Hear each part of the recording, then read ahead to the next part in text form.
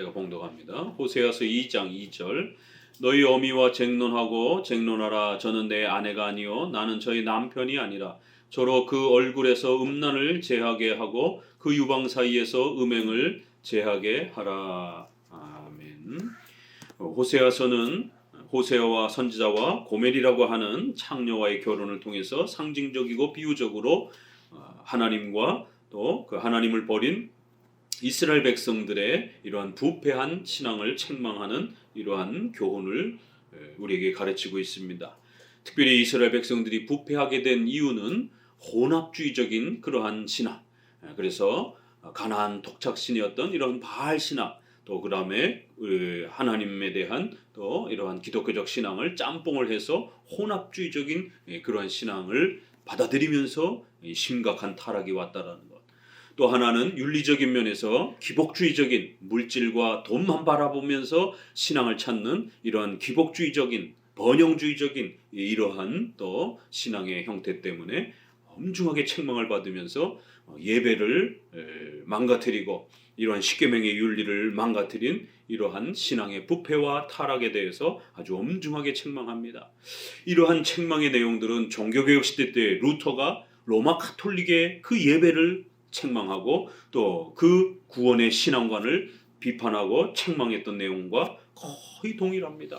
또 오늘 우리 시대에 교회가 이러한 물질 만능에 빠져서 교회가 교회의 기능을 하지 못하고 복음을 제시하지 않고 잘 먹고 잘 사는 이러한 기복주의적인 번영주의적인 성공주의적인 이러한 형태로 교회의 메시지가 변질되면서 교회가 복음을 외치지 않는, 복음을 사랑하지 않는, 자신의 성공과 자신의 가족과 자녀들의 성공만을 바라면서 하나님을 찾는, 하나님을 이용하려고만 드는, 하나님이 명령하신 예배, 하나님이 기뻐하시는 그러한 교회적 정치와 질서들에 대해서는 아무런 관심이 없는 이러한 교회의 타락과 또 복음의 이러한 타락이 결국 신앙의 변질이 역시 오늘 우리 시대에도 이 호세아에서 말씀이 그대로 외쳐져도 별반 그 지적하는 내용이 다를 게 없을 정도로 그렇게 오늘 우리 시대에도 신앙의 타락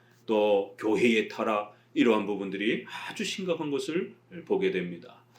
자, 이 장에는 이제 본격적으로 다시 한번 더 들어와서 어떤 내용들을 그 신앙의 부패와 또 이러한 혼합주의에 대해서 책망하는지를 조금 더 전진시켜가면서 이제 그 책망의 깊이를 더해갑니다.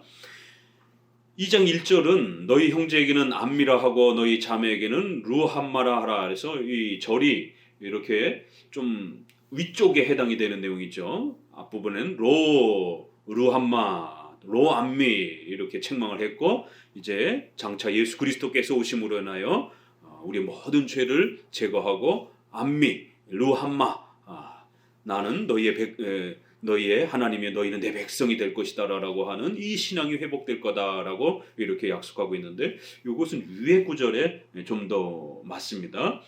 히브리어는 이 구절이 없습니다. 이거는 이제 구절 장절이 있는 것은 후대에 와서 이렇게 성경을 좀 더 보기 편하게 이렇게 정리해 놓은 것이기 때문에 어떤 절은 이렇게 장하고 상관없이 또 이렇게 좀 구성이 되어 있는 것을 보게 돼요. 그래서 이건 1장 끝절에 좀 더 가깝게 해당이 되는 거고 이제 2장 부분의 새로운 또 장면은 2장 2절부터 좀 더 시작이 됩니다. 너희 어머니와 논쟁하고 논쟁하라 이러면서 성경에는 시편도 그렇고 가끔 변론해봐라. 너희가 하나님 앞에 어디 대답해봐라. 어디 핑계댈 말이 있으면 어디 핑계대봐라 라고 하면서 하나님이 아주 강력하게 그들의 이스라엘 백성들의 죄를 책망하고 지적할 때에 이런 표현을 더 가끔 쓰는 것을 보게 됩니다. 어디 할 말 있으면 해봐라 라고 하면서 그는 내 아내가 아니요 나는 그의 남편이 아니라. 이거 우리가 1장 9절에 너희는 내 백성이 아니요 나는 너희의 하나님이 되지 아니할 것이다. 바로 이 언약이 깨어졌다라고 하는, 바로 너희는 하나님과의 언약을 깨트렸다라고 하는 이 언약 파괴에 대한 엄중한 책망이 결국 호세아의 핵심인 것을 알 수가 있습니다. 그거를 남편과 아내의 그러한 결혼의 신실한 언약으로 이렇게 비유적으로 하나님과의 이 약속, 은혜 언약이라고 하는 이 약속을 설명해 가는 것입니다. 그래야 호세아서는 언약론이라고 할 정도로 언약론이 굉장히 풍성합니다. 우리가 웨스트민스터 7장에서 배웠던 언약에 대한 정의, 행위 언약, 또 은혜 언약, 언약의 종류, 또 그 다음에 은혜 언약의 형식, 그래서 구약에도 은혜 언약이 있고 신약에도 은혜 언약이 있습니다. 그럴 때 구약에는 제사법, 또 성전 제도, 절기, 이러한 것들을 통해서 장차 예수님이 십자가에 피 흘리실 것이며 희생하실 것이며 희생 제물처럼 그렇게 자신을 바치실 것이다라는 것, 이렇게 예언적인 형태로 제사법 형태로 이렇게 구약에는 은혜 언약이 가르쳐졌습니다.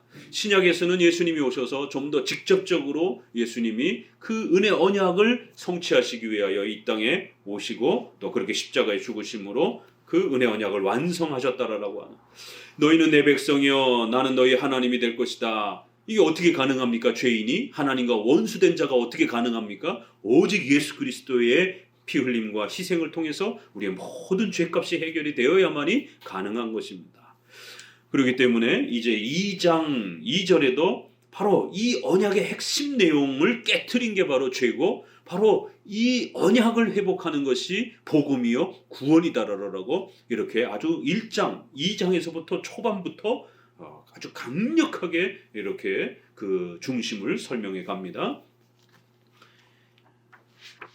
여러분에게 보내드린 카톡에 웨스트민스터 7장 3절을 보면은요, 웨스트민스터 7장은 사람과 맺은 하나님의 언약, 이렇게 해서 첫 번째는 행위 언약이 나오고 아담과 맺었던 최초의 행위 언약, 그리고는 이제 3절에 같이 읽어봅니다. 사람은 자신의 타락으로 말미암아 행위 언약으로는 스스로 생명을 얻을 수 없게 되었기 때문에 주님께서는 일반적으로 은혜 언약이라고 하는 둘째 언약을 맺기를 기뻐하셨다. 이 언약으로 하나님은 죄인들에게 예수 그리스도를 통하여 생명과 구원을 값없이 주시되 그들이 구원을 얻도록 예수님에 대한 믿음을 요구하셨다. 그리고 하나님은 생명을 얻도록 예정된 모든 사람에게 그들이 자발적으로 믿고자 하며 또 믿을 수 있도록 하기 위해서 성령을 주실 것을 약속하셨다.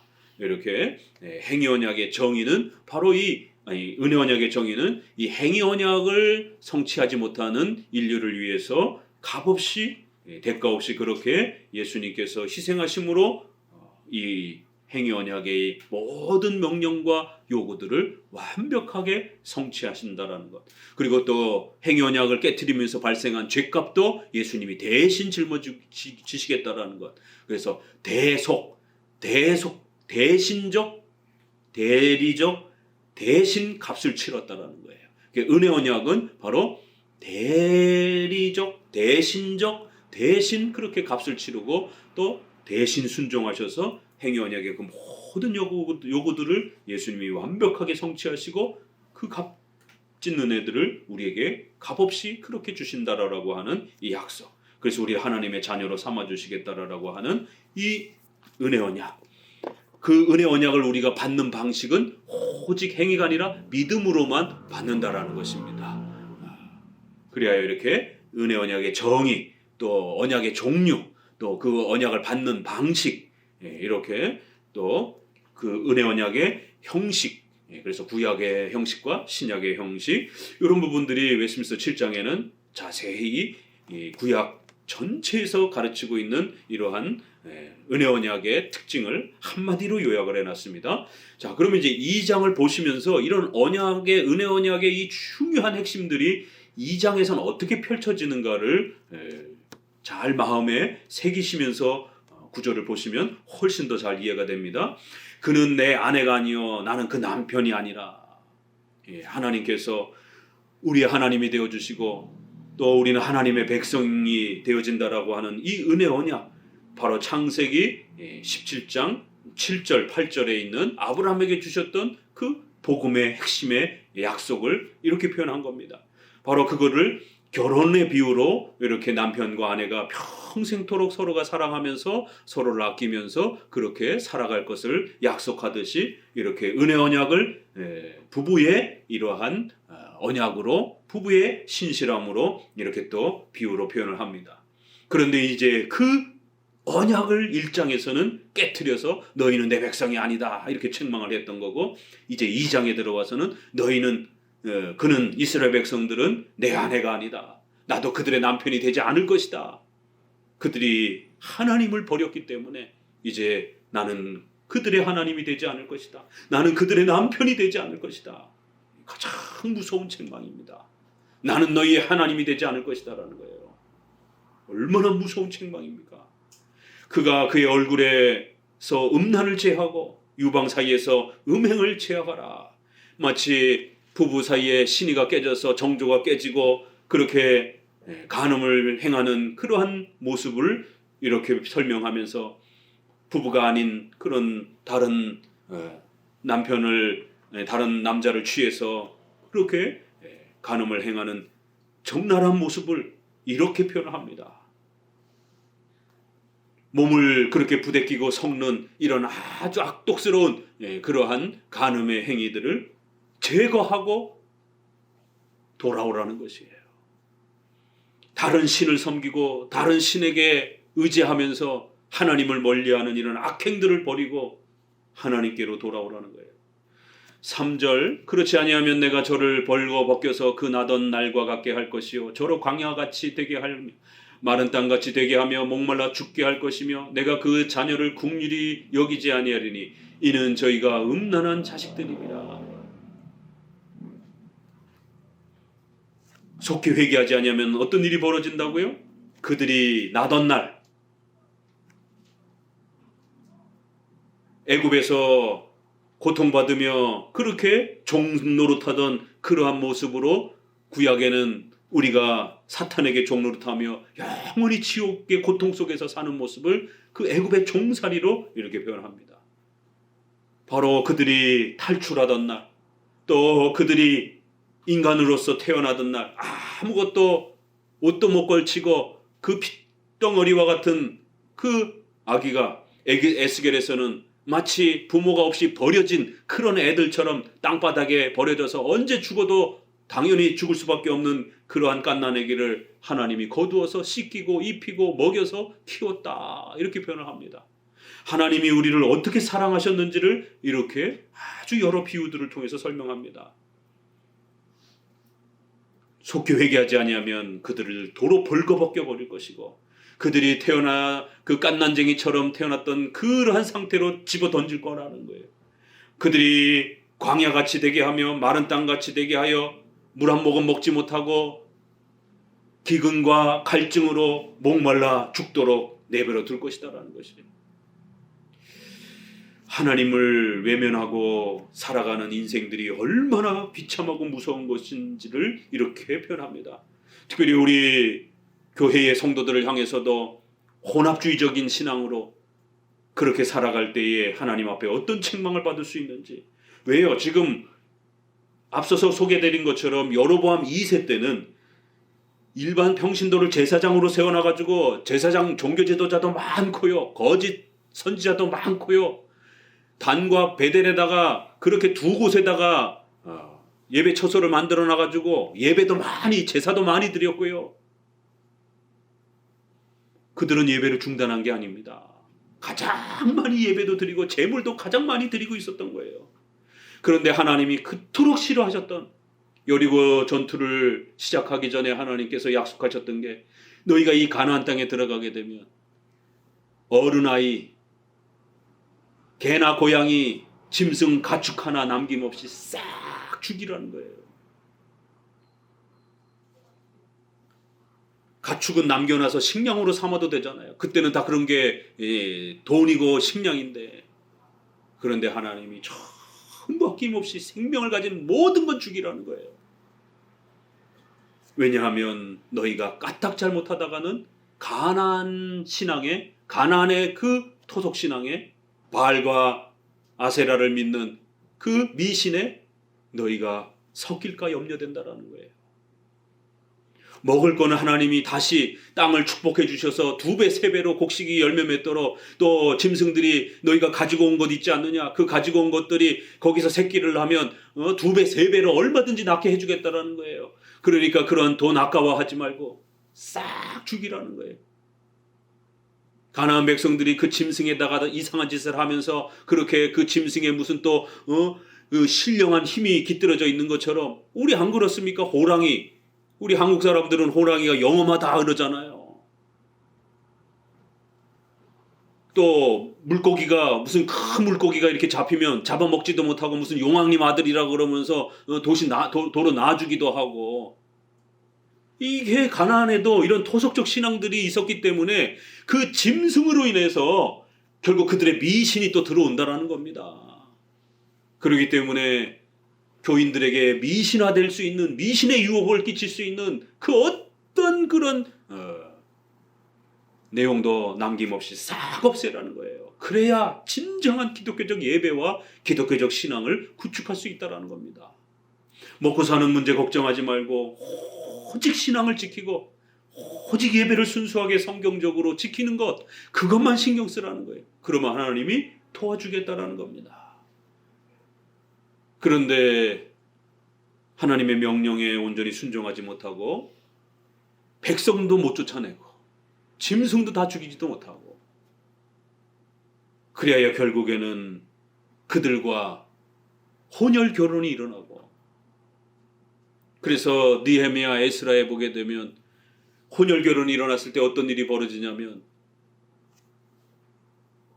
아버지는 이스라엘 백성들인데 이방 여자들을 데리고 와서 결혼을 시켰더니만 엄마가 훨씬 더 자녀 양육과 교육에 실제적 영향을 많이 끼치잖아요. 더 많이 가까이 있는 친밀한 시간이 많다 보니까.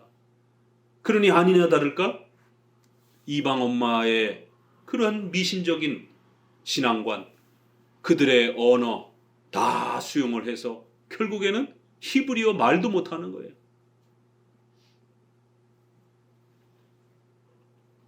그리하여 사사기에도 보니까 1장, 2장에 그 염려했던 일이 벌어집니다. 부모 세대가 살 때만이 겨우 하나님을 섬겼고, 부모 세대가 죽으니까 자손들 세대가 되니까 하나님을 알지 못하더라 라면서 구약의 가장 참혹한 장이 열립니다. 사사기는 바로 구약의 가장 무서운 하나님의 형벌이 쏟아지는 장입니다. 가장 비참하고 참혹한, 교회가 벌받는데 이렇게까지 벌받을 수 있다라고 하는 내용을 소개하는 게 사사기입니다. 결국 부모들이 겨우 살아있었을 동안만 신앙을 하고 그 자손들은 하나님에 대해서 무지해버리는 이런 일, 결국 혼혈이 일어나면서 신앙을 버리는 이런 일들이 가나안에 그러한 미신들이 들어오는 발판이 되어버린 것입니다. 그래야 하나님은 싹 죽이라고 명령했던 거고, 두 번째, 절대로 혼혈해서는 안 된다는 것. 이러한 신앙의 원칙들은 도덕법으로, 비록 오늘날 우리가 의식법으로 또 사회적 형벌법으로 그들 모두 가나안 족속을 죽일 수는 없습니다. 왜냐하면 지금은 가나안 족속이 없기 때문에 그건 구약시대에만 해당이 되는 거죠. 가나안 족속을 죽이라는 명령은 외적인 사회 재판 형벌법입니다. 그러나 지금은 그건 중단된 것이에요. 그걸 적용하지는 않습니다. 그러나 신앙이 혼합되어서는 안 된다. 기독교인들은 반드시 기독교인들끼리만 결혼해야 된다. 왜요? 신앙이 망가진다는 거예요. 비신자와 결혼하게 되면 반드시 비신자의, 불신자의 영향을 받아서 그 자녀들도 교회 안 다니고 그 배우자도 교회 안 다니게 되는 일들이 반드시 발생된다는 거예요. 이건 영원한 도덕법입니다.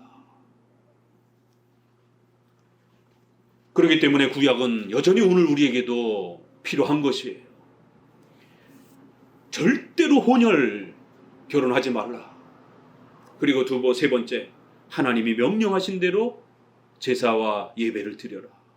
그리하면 너희가 복을 받을 것이다라는 거예요. 그런데 이 지금 말했던 걸 다 깨트립니다. 오늘 우리 시대에도 보세요. 거꾸로 성경적인 예배, 장로 정치 어디 남아 있습니까? 오직 복음, 오직 이신칭이, 이러한 복음이 얼마나 살아 있습니까? 또 오늘날 크리스찬 청년들이 과연 얼마큼 신자들끼리 결혼하고 있습니까? 청년들 리서치를 하니까 청년들도 동성애 차별금지법에 대해서 아무런 경각심도 별로 없고, 그저 보수적인 그런 그 몇몇 교회의 교단의 이러한 청년들이나 좀 반대하고 있고, 이런 성에 대한 인식들이, 혼전순결에 대한 이러한 책임감과 의무감에 대해서 철저하게 순결 성결 서약을 하려고 하는 이런 청년들 찾아볼 수가 없어요. 아니, 사랑하는데 뭐가 문제냐? 곧 결혼할 건데 뭐가 문제냐? 이런 성에 대한 인식과 가치, 이런 부분들이 결국 혼합주의 신앙과 번영적 기복주의 신앙으로 그렇게 이 시대에도 위협을 가했던 거고, 오늘 우리 시대에도 위협을 가하는 거예요. 혼합주의 신앙은 기독교적인 이러한 순수한 예배, 단순한 예배, 엄숙한 예배, 재미없어 보이는 거예요. 시편 찬송 따분해 보이는 거예요. 그러니까 아주 현대 멜로디의 음악적 기교를 부리는 이러한 음악들이 얼마나 이 뉴에이즈 음악 같은 경우들은 얼마나 감성적입니까? 그냥 듣기만 해도 눈물이 막 주르르 감성을 자극하는 그 멜로디를 사용하기 때문에. 그러니까 이러한 부분들에 대해서 화려한 그러한 교회, 화려한 그러한 기독교를 사람들이 원하는 거예요. 시각적으로 화려하고, 청각적으로 화려하고, 감각적으로 많이 놀러 다니고 많이 재미난 거 하고, 성경 공부, 교리 공부 너무 딱딱하지 않느냐, 뭐야 알아들을 수도 없는 단어들, 이런 거 재미없다라는 거예요. 화려한 기독교, 이러한 모습들이 혼합주의로 나아가는 유혹이 되는 겁니다. 인간의 욕심과 죄악을 철저히 끊어내라는 것. 자기 부정, 자기 부인, 우리의 죄를 인정하라는 것. 장로교 칼빈주의만이 전적 부패와 전적 타락과 무능력을 가르칩니다. 일반 교회에서, 복음주의 교회에서는 이렇게 안 가르칩니다. 그래서 우리가 그러한 신학을 알미니안주의 신학이라 이렇게 말하는 거예요. 펠라기안주의라고 이렇게 말하는 겁니다. 역사 속에 이러한 죄, 부패, 심판, 타락, 형벌, 이런 거 너무 세게 말하면 교인들이 싫어한다라고. 그래서 교인들은 사람들 너무 그렇게 타락하지 않았다라고. 열심히 하십시오. 마음의 위로를 주는 이런 식의 내적 치유라든가, 이렇게 상처 치유라든가, 긍정의 힘이라든가, 잘 되는 나라든가, 이게 다 오늘날 기독교 베스트셀러가 됐던 그런 책들이지 않습니까? 뭐 목적이 이끄는 삶, 이 다 성공주의. 그런 거 듣기 원하지, 벌, 형벌, 심판, 경고, 이런 거 듣기 싫다라는 거예요. 그래서 반만 부패하고 반은 인간의 공로와 행복을 이야기해야 된다는 거예요. 이게 바로 신인협력주의고, 이걸 이야기한 게 어거스틴 초대교회 때는 바로 펠라기우스 목사고, 종교개혁 시대 때는 알미니우스 목사고, 오늘 우리 시대에는 바로 오순절파의 한국에는 그 유명한 조영기 목사 같은 4차원 영성, 삼박자 축복, 이런 식의 영혼이 잘된 같이 육신이 건강해지고 물질 번영을 받는다라고 하는, 이게 복음이라라고 하는 희한한 이런 복음을 소개하면서, 또 외국에는 수많은 그런 유명한 현대의 이 번영주의와 기복주의를 펼쳤던, 신비주의를 펼쳤던 그 유명한 또 사람들이 이 시대에 또 그렇게 영향을 끼치고 있는 거예요. 그래서 우리가 그들을 신학적으로는 알미니안주의 신학이라고 이렇게 말하는 거예요. 인본주의 신학. 인간의 행복과 즐거움만을 이렇게 자꾸 이야기하는, 하나님이 누구시고 하나님 앞에 범죄했을 때 어떤 책망과 벌을 받을 수 있는지, 불신앙으로 살아갔을 때 어떤 벌이 우리에게 주어지는지에 대해서, 그 죄악으로부터 구원받는 오직 이 신칭이, 이러한 부분들을 한국교회는 벌써 놓쳐버렸습니다. 지금 호세아서가 다시 그러한 부패에 대한 부분들을 지적하면서 왜 교회가 타락하는가라고 했을 때, 첫 번째, 그렇게 화려한 기독교를 인간이 원한다라는 것, 또 인간의 욕심 안에 자기의 죄를, 자기의 그러한 부족함을 지적하는 이러한 인간의 죄를 책망하는 이런 하나님의 메시지를 인간은 본능적으로 듣기 싫어한다라는 거예요. 그래서 성령의 강력한 은혜가 아니고서는 내가 죄인입니다 라고 이렇게 고백하는 게 쉬운 일이 아니라는 겁니다. 이런 인간의 본능적인 이러한 자기 욕망과 욕구 때문에, 또 이러한 기복주의와 번영주의에 대한 이런 화려한 기독교, 성공하는, 번영하는, 잘 먹고 잘 사는 기독교를 원하는 또 이러한 인간의 욕망에 결국 설교자가 그러한 욕구에 맞춰지면서 교회는 함께 타락해가는 거예요. 그럴 때 하나님께서는 이제 이렇게 혼합주의 신앙으로, 또 그리고 우리의 예배와 삶을 타락하게 만드는 이러한 기복주의와 번영주의와 신비주의에 대한 이런 변질된 신앙 형태로 빠지게 되면 그들을 발가벗겨서 그들을 목마르게 해서 죽여버릴 것이다라는 거예요. 그의 자녀들을 긍휼히 여기지 않을 거라는 겁니다. 불쌍히 여기지 않을 거라는 거예요. 왜냐하면 저희가 음란한 자식들, 아주 타락하고 부패한 그런 교회라는 것입니다. 중세 로마 교회가 왜 우리가 타락한 교회라고 말합니까? 복음을 잃어버렸기 때문에. 그리고 성도들의 그러한 욕망과 욕구를 자극해서 번영과 기복주의와 신비주의적인 미신적인 기독교로 만들어놨기 때문에. 그리고 로마의 이러한 수많은, 그리스의 이런 수많은 미신들을 섞어가지고 혼합주의로 만들어 놓은 거예요. 그래서 성모 마리아 신앙이라고 하는 이런 희한한 신앙이, 바벨론과 고대의 여신을 숭배하는 이러한 그 모델들이 결국 교회 안으로 들어오면서 결국 여자를 신처럼 대우하는 그러한 성모 마리아 숭배에 대한 이런 부분들이 자연스럽게 들어오는 겁니다. 여신 숭배에 대한 부분들이. 왜요? 이방신에게는 그게 굉장히 많잖아요.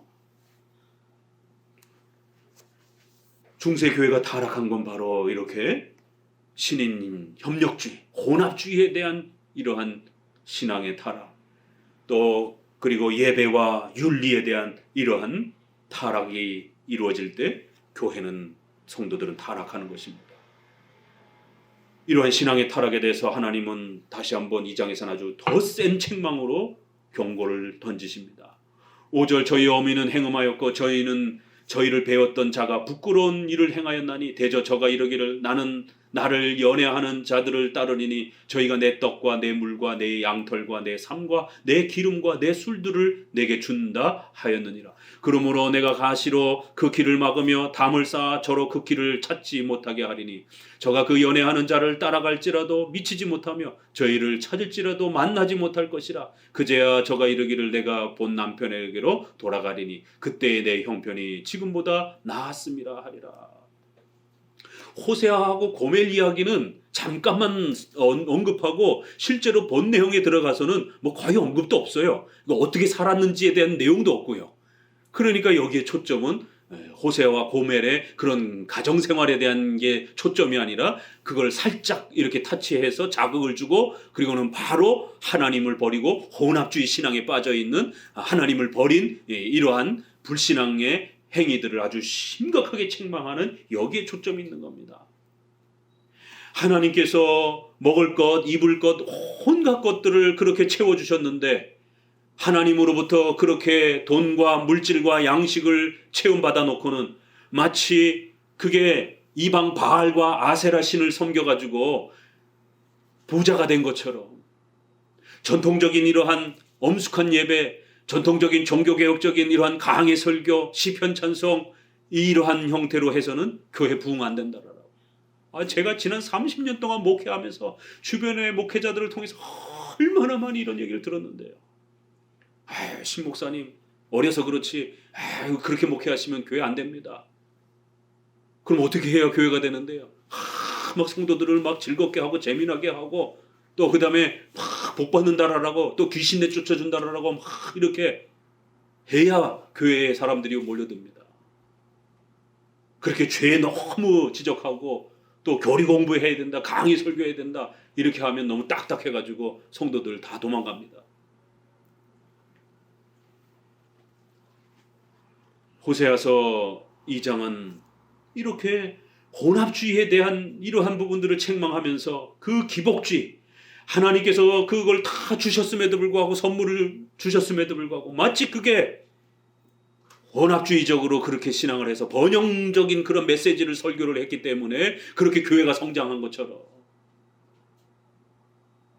양식과 삶과 기름과 술들을 전부 다 하나님이 주신 것에도 불구하고 마치 그게 전통적인 우리 장로교식으로 그렇게 예배하면 우리가 먹고 살 수도 없이 가난해질 수 있는 것처럼 그렇게 신앙생활을 하다가는 성도들 다 떠나갈 것처럼 오히려 세상의 그러한 미신과 세상의 그러한 번영과 기복주의와 세상 사람들처럼 잘 먹고 잘 살 수 있다라고 하는 그리고 병 고칠 수 있다라고 하는 또 귀신 내쫓을 수 있다라고 하는 이런 샤머니즘과 미신을 막 섞어서 이렇게 성도들을 종교적으로 막 황홀감도 막 줘야 되고 이래야 사람들이 교회로 오지.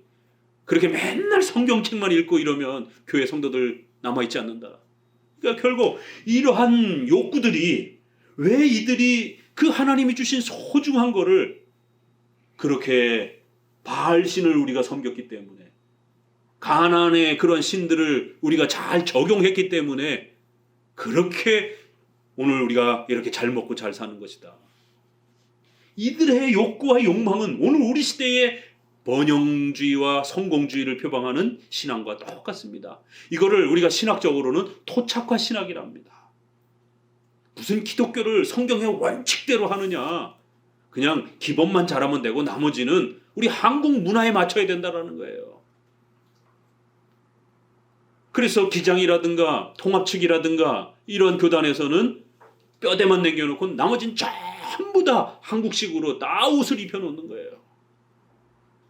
그래서 목사님 설교할 때도 뭐 한복 이런 양복보다는 한복을 입어야 되고 또 이러한 찬양도 종교적인 이러한 교회적인 이러한 전통적인 음악은 지루하고 따분하니까 한국식의 국거리 장단으로 이렇게 해가지고 이렇게 또 한국의 뽕짝 문화의 멜로디가 한국 사람들 굉장히 좋아하기 때문에 그러한 형태로 이렇게 해서 좀 어깨도 덩실덩실하면서 이렇게 모든 걸 토착화시켜야 된다는 거예요. 그 나라의 민족과 문화에다가 전부 다 녹아들게 이렇게 해야 성도들이 기독교에 대해서 부자연스럽지 않다라는 겁니다. 아프리카에 가서는 아프리카의 모습으로, 미국에 가서는 미국의 모습으로, 한국에 와서는 한국의 모습으로 이렇게 기독교가 바뀌어야 된다는 거예요. 너무 고리타분하게 옛날 방식만 고집하면 안 된다는 거예요. 장로교는, 개혁주의는 너무 옛날 방식을 고집한다는 거예요. 고리타분하다는 거예요. 저들은. 이게 오늘날 장로교회와 개혁주의와 자유주의의 싸움입니다. 바알 신을 쫓아다니면서 그렇게 하나님이 준 것임에도 불구하고 그걸 다 잊어버리고 마치 바알, 아세라 그 가나안 족속들이 섬기듯이 이렇게 우리 기독교처럼 단순하게 예배드리지 않고 화려하게 막 그 이방인들이 행하는 그런 모든 시스템을 다 교회 안에 가지고 들어와서 음악도 다 바꿔버리고 제사도 다 형식도 다 바꿔버리고 아니 하나님만 섬기면 됐지. 우리가 언제 제사 드리지 않겠다고 했느냐. 열심히 제사 드릴게. 그렇지만 기존의 방법은 너무 힘들어. 그 양들 잡아가지고 피냄새 맡으면서 그 무거운 거 지고 나르고 너무 힘들지 않냐. 저거 바알 신들, 로마 신, 그리스 신들 섬기는 거 봐봐. 얼마나 막 장엄하고 얼마나 화려하고 막 진짜 신이 지금 여기 당장 와 있는 것 같이. 그러면서 무슨 짓을 하느냐면 여사제가 있는 거예요. 여창 남창. 여사제가 그렇게 신들려가지고 예언해주고 그리고 그 예언을 받기 위해서 우리가 영화 같은 데 이런 데 보게 되면 남자들이 가서 제사를 바치고 돈 주고 그 여사제랑 마지막에 그 여사제의 예언을 듣기 위해서 동침을 하는 겁니다. 그 동침은 간음이 아니라 예언을 전달하는 수단이라는 거예요. 성적 교합이 그렇게 그 여사제로부터 도움도 받고 옛날 우리 조선시대의 무당 생각하면 되는 거예요. 남창, 남자 사제는 또 여자들이 또 이렇게 제사 드리러 오게 되면 또 이렇게 혼음을 하고 그래서 로마 시대, 그리스 시대에 이러한 우리가 고린도서 배경이 바로 그런 거예요. 그래서 고린도서 얘기에 전서 후서가 성 얘기가 그렇게 많은 겁니다. 그 배경을 이해하게 되면 왜 유독 고린도전후서가 순결을 지키라라고 그렇게 부부간의 순결, 또 하나님과의 관련해서 너희가 벨리알과 악한 신과 하나님을 겸하여 혼합해서 섬길 수 있겠느냐, 절대로 안 된다라고 하는 이런 순결에 대한 이야기들을 그토록 이야기하고 당부하는 겁니다. 이 가나안이 바로 그런 식으로 이렇게 하나님이 먹을 것과 우리가 살아가는 모든 걸 주셨음에도 불구하고 전통적인 예배와 이런 성경적 예배와 종교교역자들이 회복시켜준 그런 방식으로 엄숙하게 예배 드리는 것은 열매도 없고, 또 주일 성수 엄격하게 하며 살아가고 쉽게 말하면 엄격하게 지키고 살다가는 다 굶어 죽을 것처럼, 그래서 전통적인 방식은 다 버리고 이방 신들을 연애하듯이 이방의 방식들을 그렇게 끌어다가 이방의 방식을 쫓아간다라는 거예요. 그리고는 하나님이 베풀어 주신 걸 다 잊어버렸다라는 거예요. 그래 6절에 하나님이 경고하시기를 가시와 담으로 그들을 짓눌러서 그들의 죄악을 막을 것이다라는 거예요. 그래서 7절에 저가 그 연애하는 자를 따라갈지라도 그러한 결과와 열매를, 풍성함의 열매를 못 얻도록 그렇게 만들 거라는 거예요. 그리고 나서 호되게 책망받고 나서야 이 방법으로 안 되는구나 라고 하면서 옛날 하나님께서 가르쳐 주셨던 그 방법으로 남편에게로 돌아가야 되겠다라고 회개하도록 그렇게 하나님 하실 거다라는 겁니다. 자, 8절부터 계속 또 이어집니다. 같은 그 내용이에요. 곡식과 새 포도주와 기름은 바알을 위하여 쓴 은과 금도 내가 저에게 준 것이요, 저희가 바알을 위하여 쓴 은과 금도 내가 저에게 더하여 준 것이요, 저희가 알지 못하는도다. 이 계속 무지에 대한, 성경에 대한 무지, 교리에 대한 무지, 결국 하나님에 대한 무지 때문에 혼합신앙이 일어나는 거예요. 그러므로 그 시절에 내가 내 곡식을 도로 찾으며 그 시기에 내가 내 새 포도주를 도로 찾으며 또 저의 벌거벗은 몸을 가리울 내 양털과 내 삶을 빼앗으리라. 이제 내가 그 수치를 그 연애하는 자의 눈앞에 드러내리니 저를 내 손에서 건져낼 사람이 없으리라. 하나님께서 이 대한민국의 보릿고개를 넘던 그러한 시절에 6.25와 일제시대에 이러한 고통을 겪던 이 민족에게 교회가 들어오면서 여성들이 교육을 받고 교회가 세워지고 병원이 세워지고 현대식의 그러한 국가제도와 이런 많은 부분들을 또 선교사들이 본국에서 어마어마한 그러한 선교비를 가져다가 이 땅에 그렇게 국가 재건하는데 수많은 기부들을 행합니다. 도대체 이 대한민국이 뭘 하고 보리밥도 없어가지고 그렇게 길바닥에 양식들을 주워 먹던 그러한 민족에게 하나님께서 교회를 세우시고 선교사들을 보내셔서 이 나라의 민족이 세계의 놀라운 경제 성장과 또 교회적 성장을 이렇게 이룩하는, 미국 다음으로 선교사를 많이 보내는, 또 세계 10대 경제 국가가 되는 어마어마한 이런 부유함들을 하나님이 이 민족에게 부어줬는데, 언제 이 나라 이 민족이 이렇게 잘 살았다라고, 언제 이 민족이 이렇게 교회가 굳건했다라고 하나님이 주신 신앙의 원칙을 버리고 오직 예수 그리스도로 구원받는 이 복음 가르치지 않고 우리의 전적인 부패와 원죄의 무서움, 지옥의 형벌 이런 거 안 가르치고 그저 잘 먹고 잘 살 수 있다, 귀신 내쫓아주겠다, 무슨 은사 체험해주겠다 이러면서 교회가 타락해가기 시작하면서 교회가 정치 싸움이나 하고 있고 국가 정치 싸움이나 하고 있고 교회가 10,000명, 20,000명씩 이렇게 작은 교회들을 다 집어삼키면서 결국 교회를 프랜차이즈화 시키면서 교회를 파괴하는 이런 일들을 단행하고 있는 겁니다. 그 풍요로움들을 가지고 오히려 교회를 타락하게 만들고 세상의 온갖 그러한 미신들을 교회 안으로 끌어들이면서 교회의 이러한 예배들을 화려하게 장식하고, 언제 이 나라의 민족이 그렇게 화려한 수천억씩이나 되는 예배당을 가진 적이 언제 있었습니까? 다 무너지고 전쟁통에 아무것도 없는 시절에도 그저 나무 박스 조각 하나 강대상 세워놓고 그 추운 겨울에 성도들이 에어컨도 없는 그 시절에 그렇게 추위에 떨면서 무릎 꿇고 맨바닥에서 천막 하나 치고 예배드리면서 눈물로 예배드렸던 그런 시절을, 올챙이적 시절을 벌써 다 잊어버리고 세상의 교회에 그렇게 수십억씩이나 되는 파이프 오르간, 수억씩이나 되는 이러한 앞에 그 화면, 이런 그 뭐라 그럽니까? 영상 띄우는 이런 장치, 그것도 1,000만 원대 이것들은 뿌였습니다. 화면이 TV 보는 것처럼 화질이 좋은 거는요 수억씩 갑니다. 언제 교회가 그렇게 화려하게, 작은 교회들은 굶어 죽어가고 있고 목회자 생계도 유지가 되질 않아서 그렇게 목회자들이 대리운전에 이렇게 생계를 담보하지 못하는 그런 어려움을 겪고 있는데, 하나님이 주신 그 풍요로움으로 온갖 사치스러움과 온갖 떵떵거림과 곡식과 세포도주 기름을 하나님께서 주셨는데 저희가 그거를 가져다가 바알을 섬기는 데 쓰고 있는 거예요. 가난하고 어려운 자들을 핍박하는 데 쓰는 것이에요. 가난하고 어려운 교회들을 핍박하는 데 쓰는 것이에요. 국가 정치를 세우는 데에, 특정한 자기가 좋아하는 국가 정치 세우는 데에 그 많은 비용들을 쓰고 있는 것이에요. 저들이 쓴 은과 금도 내가 저희에게 더하여 준 것이거늘 저희는 어떻게 이렇게 무지할 수가 있느냐라는 거예요. 마치 그게 자기들 것인 것 마냥, 자기들이 처음부터 가지고 있었던 것 마냥. 이건 신앙의 타락이요 윤리의 타락이라는 겁니다.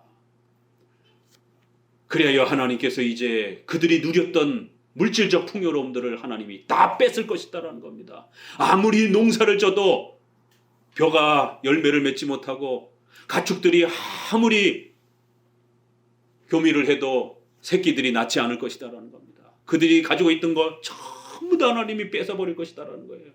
하나님의 이 무서운 징계에서 건져낼 사람이 없다라는 겁니다. 11절에 같이 읽어봅니다. 내가 그 모든 희락과 절기와 월삭과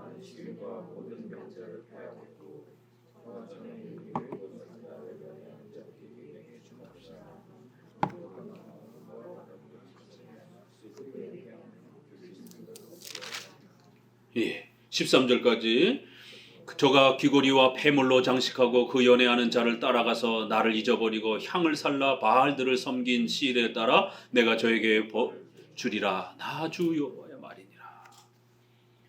여전히 이들은 예배드리고 있었어요. 예배가 막 흘러 넘쳤습니다. 근데 문제는 성경적 예배를 드리질 않는 거예요. 왜 우리 장로교가 예배 원리를 규정적 원리, 제한적 원리, 웨스민스터에서 하나님이 21장에 하나님이 원하시는 예배는 인간 마음대로 애들이 좋아하니까, 아니요, 하나님이 스스로 정하셨다 이렇게 표현합니다. 구약의 성전 제도를 하나님이 스스로 명령하신 것처럼 또 신약의 사도행전 2장 42절 말씀을 따라 저희들이 사도들의 가르침을 따라 떡을 떼고 기도하고 교제하기에 힘썼다라고 하는 이런 말씀처럼 신약에는 신약의 또 예배적 질서를 예수 그리스도께서 제정하시는 것입니다. 규정, 성경이 규정했다라는 거예요. 골로새서에 있는 것처럼 자의적 숭배, 자기 마음대로 드리는 예배를 행하면 안 된다라는 겁니다. 하나님이 정해 주신 성경적 예배를 지켜가야 된다라는 거예요. 그런데 이들은 전통적인 이러한 예배들은 너무 고리타분하다라는 거예요. 그래서 이방신들이, 이방 가난 족속들이 섬기는 바알신과 아세라신을 보니까 너무 멋있고 너무 시각적으로 화려하고 너무너무 재밌고 너무너무 그 흥미롭고 또 그들의 음악 너무너무 재미나고 즐겁고 구약에는 시편 찬송을 부릅니다. 구약에는. 그래서 시편까지도 주신 거예요. 그리고 그거를 운율로 맞춰서 이스라엘 백성들의 모든 찬송들은 시편 찬송입니다. 구약 신약의 예수님과 사도들이 불렀던 찬송도 시편 찬송입니다. 그리고 골로새서와 에베소서의 시와 찬미와 신령한 노래로, 그래서 여기에 나오는 헬라어의 살모이라든가 이런 그 영어로도 쌈이라든가 이런 표현들이 다 시편에 대한 해석입니다. 2000년 동안 우리 기독교는 그렇게 해석해 왔습니다. 신령한 노래는 방언 찬송이고 찬미는 CCM이고 이렇게 해석하면 안 되는 겁니다. 이방 노래들이 멜로디가 너무 감미롭고 좋으니까 그걸 다 수용하는 거예요. 내가 그 모든 희락과 절기와 월삭과 안식일 모든 명절들을 하나님이 폐할 거라는 겁니다. 저들이 드리는 이러한 예배는 순수하고 성경적인 제사가 아니라는 겁니다. 5만 가지 바알의 이러한 그 화려한 이러한 예배의 내용들을 섞어가지고 그렇게 잡탕으로 혼합주의 형태로 예배를 드렸기 때문에 하나님께서 다 치워버리겠다라는 거예요. 포도나무와 무화과 나무를 거칠게 하여 수풀이 되게 하여 들짐승이 먹게 하면서 하나님이 그들이 누렸던 모든 풍족함들을 다 없애버릴 거라는 거예요. 귀걸이와 폐물로 장식하면서 그 연애하는 자를 따라가서, 이거는 이렇게 간음하는 여자가 자기를 예쁘게 꾸미고 이렇게 남자에게 마음에 들려고 이렇게 이런 비유도 될 수도 있어요. 그러나 이 예배와 바알신의 이러한 그 흐름의 문맥에서 보게 되면 화려한 바알신 그 숭배의 예배 모습으로도 볼 수 있는 것입니다. 그래서 온갖 아름다움으로 치장하고 그 바알신의 아세라신의 이런 형태에 맞게끔 그렇게 장식하면서 달려가는 그 신을 만족시키기 위해서, 그래야 무슨 신이 응답하는 것처럼 예배의 타락이 이렇게 망가진 거예요. 이렇게 화려하게 장식해가지고 예배를 화려하게 만들어버리고,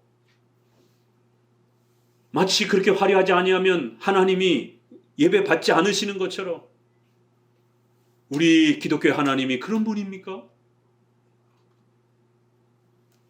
그러면 구약의 그 제사 예배는 왜 화려하지가 않습니까? 도대체 그러면 그 시대에도 이방에 얼마든지 많은 그런 화려한 예배들이 있었는데, 하나님은 그 예배를 통해서 짐승의 피 흘림과 그 피냄새 비린내를 맡으면서 그 짐승을 쪼개서 불태우고, 그 사막기후에 창문 하나 없는 그 성소에 들어가서, 성막에 들어가서 땀 펄펄 흘리면서 피를 찍는 겁니다. 왜요? 장차 너희를 위해서 십자가에 피 흘리실 예수 그리스도께서 피 흘려 주셔야만이 우리가 그 피로 용서받는다라는 것, 그 십자가의 그리스도의 희생을 통해서만이 우리가 용서받는다라고 하는, 그걸 가르치기 위해서 그 창문 하나 없는 곳에 제사장이 살같이 드러나게 되면 부정하고 더러워지는 인간의 모습은 그 어떤 것도 드러내지 않기 위해서 겹겹의 옷을 껴입고,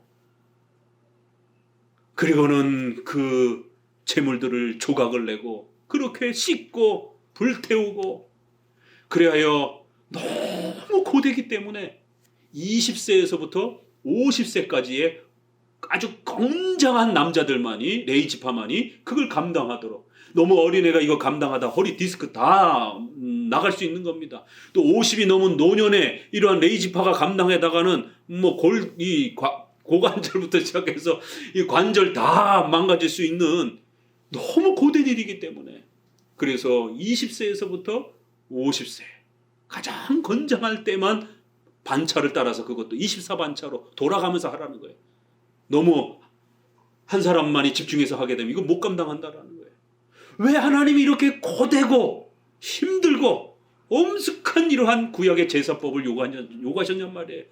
그런 방식만이 장차 오실 예수 그리스도의 죽으심과 피 흘림을 예언해주고 가르쳐줄 수 있었기 때문에, 우리는 화려한 예배가 목적이 아니라는 겁니다.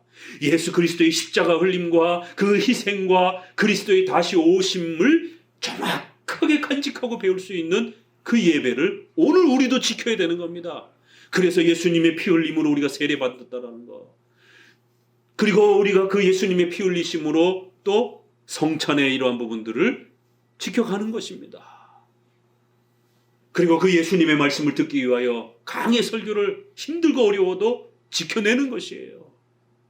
예수님을 되새기고 예수님이 희생해 주신 그 위대한 복음의 은혜들을 잃어버리지 않기 위해서, 다시 오실 예수님을 바라보기 위해서. 그런데 이런 예배가 재미없고 고리타분하고 딱딱하다라고 해서 다 집어던지고 있습니다. 2000년 동안 불러왔던 시편 찬송을 다 버리고, 2000년 동안 지켜왔던 장로 정치가 다 없어져 버리고, 2000년 동안 지켜왔던 교리문답이 다 없어져 버리고, 우리 시대의 교회의 타락과 부패를 보게 되면 눈물이 날 지경입니다. 어떻게다가 교회가 이렇게까지 망가졌는가? 우리보다 더 열악한 시절, 책도 종이도 없던 시절에 1907년에 우리 한국의 최초의 동노회, 첫 번째 노회가 시작하면서 한국 목사님들을 세운 겁니다. 선교사들이. 그리고는 한국어로 성경을 번역한 그 성경을 좀 더 완성하고, 그 다음에 한 일이 소유리 문답 5,000부를 작성을 해서 전 교회, 그때는 교회가 얼마 안 됐으니까요, 전체 교회에게 나눠준 겁니다. 소유리 문답 열심히 공부하라라고.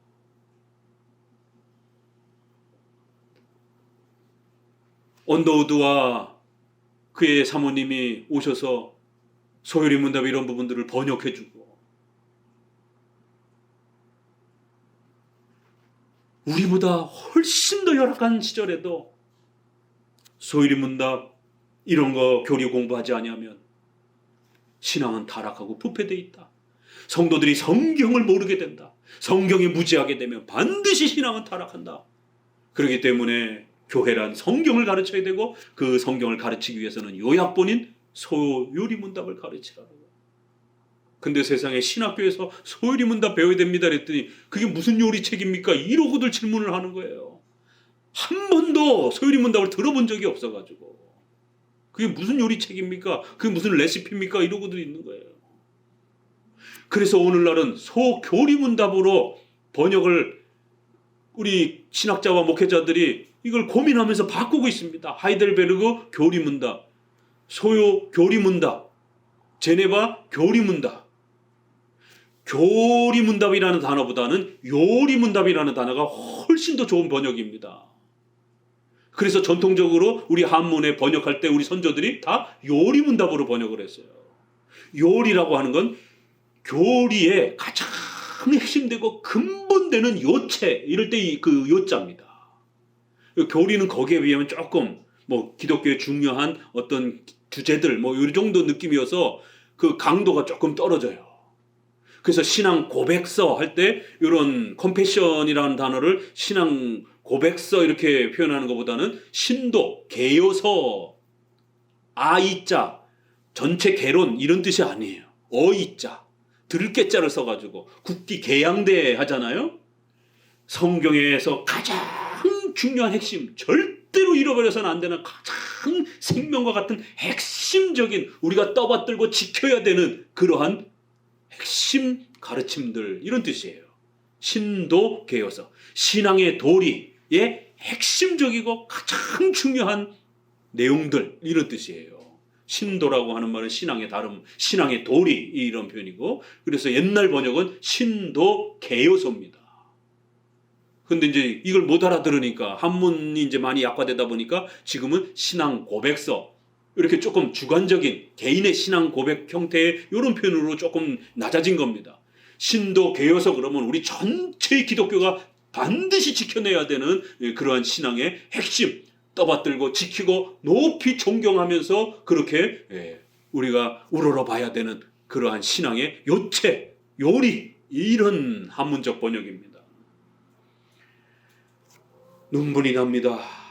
소유리 문답을 다 잃어버린 우리 한국교회. 이 설교를 듣고 있는 우리 성도들은 하나님이 여러분에게 얼마나 소중한 기회를 주셨는가를, 인생에 있어서 얼마나 소중한 기회를 주셨는지를 이런 호세아서 말씀을 통해서 다시 한번 가슴에 잘 새기시기를 주의 말씀으로 권면을 드립니다. 14절, 그러므로 내가 저를 개유하여, 이 이제 조금 어려운 표현이죠. 타일러, 깨우쳐, 이런 표현이에요. 거친 들로 데리고 가서 말로 위로하고 거기서 비로소 저의 포도원을 저에게 주고 알골 골짜기로 소망의 문을 삼아 주리니 저가 거기서 응대하기를 어렸을 때와 애굽 땅에서 올라오던 날과 같이 하리라.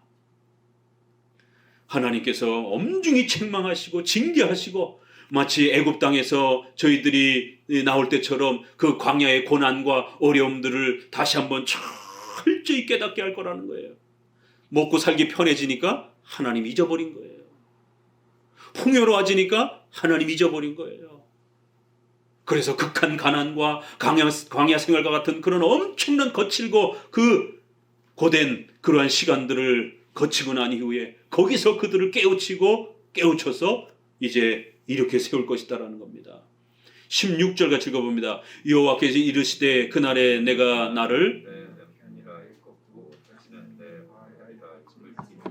내가 바알들의 이름을 저의 입에서 제하여 다시는 그 이름을 기억하여 일컬음이 없게 하리라. 그날에는 내가 저희를 위하여 들짐승과 공중의 새와 땅의 곤충으로 더불어 언약을 세우며 또 이 땅에 활과 칼을 꺾어 전쟁을 없이 하고 저희로 평안히 눕게 하리라. 그렇게 철저히 징계하고 책망하고 그들의 죄악을 깨닫게 한 후에 하나님께서 그제서야 내가 너희의 남편이라. 저들로 하여금 내 바알이라 라고 이렇게 혼합신앙에 빠지지 아니하고 오직 예수 그리스도, 오직 하나님만을 고백하는, 오직 성경적 예배만을 고집하는 이러한 신앙으로 회복시킬 거라는 거예요. 바알의 이름을 저들의 입에서도 입 밖에도 내지 못하게 만들 거라는 겁니다. 그리고는 저들의 먹고 사는 문제도 하나님이 다 해결해 주실 것이다라는 거예요. 전쟁의 이러한 어려움도 막아주실 것이다라는 거예요. 신앙이 먼저 회복이 되어야 여러분의 먹고 사는 문제가 해결이 됩니다. 이 순서를 거꾸로 하시면 큰일 납니다. 10계명도 1계명부터 4계명, 주일 성수까지. 그게 우선순위인 거예요. 그리고 5계명부터 10번째 계명까지. 이 순서를 거꾸로 하게 되면 반드시 문제가 생깁니다. 여러분의 삶 속에 결혼을 해야 됩니다. 불신자랑 결혼하게 되면 신앙도 망가지고 여러분의 의식주도 망가지는 거예요. 여러분 직장을 구해야 되는데 주의를 못 지켜요. 그럼 신앙도 망가지고 의식주도 망가지고 건강도 망가집니다. 여러분의 삶이 붕괴가 됩니다. 이렇게 신앙과 삶은 우선순위가 있는 거예요. 먼저 그의 나라와 그의 의를 구하라는 마태복음 6장에 있는 말씀처럼 뭘 잘못했는지를 분명하게 깨닫고 하나님 앞에서 바르게 예배의 회복과 신앙의 회복을 구축하면 그러면 먹고 사는 문제, 전쟁의 문제 이런 모든 부분들을 하나님이 넉넉히 해결해 주실 것이다라는 거예요. 19절에 읽습니다. 내가 내게 장가들어 영원히 살되 의와 공변됨과 은총과 긍휼이 여김으로 내게 장가들며 진실함으로 내게 장가들리니 내가 여호와를 알리라. 여호와께서 가라사대 그날에 내가 응하리라. 나는 하늘에 응하고 하늘은 땅에 응하고 땅은 곡식과 포도주와 기름에 응하고 또 이것들은 이스라엘에 응하리라. 내가 나를 위하여 저를 이 땅에 심고 긍휼히 여김을 받지 못하였던 자를 긍휼히 여기며 내 백성이 아니었던 자에게 향하여 이르기를 너는 내 백성이라 하리니 저희는 이르기를 주는 내 하나님이시니라 하리라. 이게 다 은혜 언약 내용이잖아요.